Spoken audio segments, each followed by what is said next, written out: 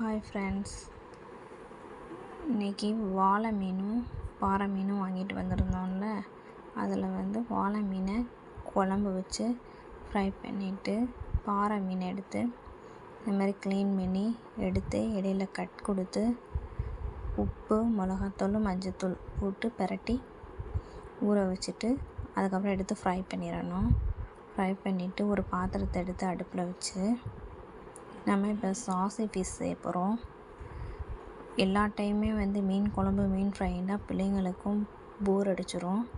அதனால் இந்த மாதிரி டிஃப்ரெண்ட்டாக செஞ்சு கொடுத்து பாருங்கள். சின்ன பசங்களுக்கு ரொம்ப பிடிக்கும். இது ஒரு பாத்திரம் எடுத்து வச்சுட்டு அதில் கொஞ்சம் ஆயில் ஊற்றிட்டு பொடியை கட் பண்ணி வச்சுருக்க பூண்டு, ஒரு பெரிய வெங்காயம், ஒரு பச்சை மிளகா பொடியை கட் பண்ணி போட்டு வதக்கிடணும்.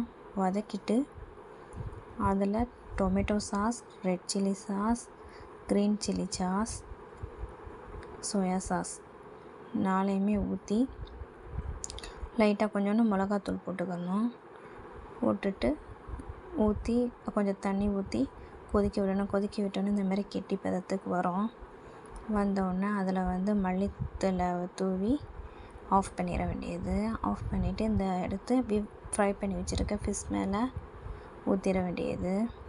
ஊற்றிட்டா சாசி ஃபிஷ் தயார். இந்த மாதிரி டிஃப்ரெண்ட்டாக பிள்ளைங்களுக்கு செஞ்சு கொடுத்து பாருங்கள். ரொம்ப லைக் பண்ணி சாப்பிடுவாங்க. இது பிடிச்சிருந்தால் சப்ஸ்கிரைப் பண்ணுங்கள், லைக் பண்ணுங்கள், ஷேர் பண்ணுங்கள், கமெண்ட் பண்ணுங்கள். தேங்க்ஸ் ஃபார் வாட்சிங்.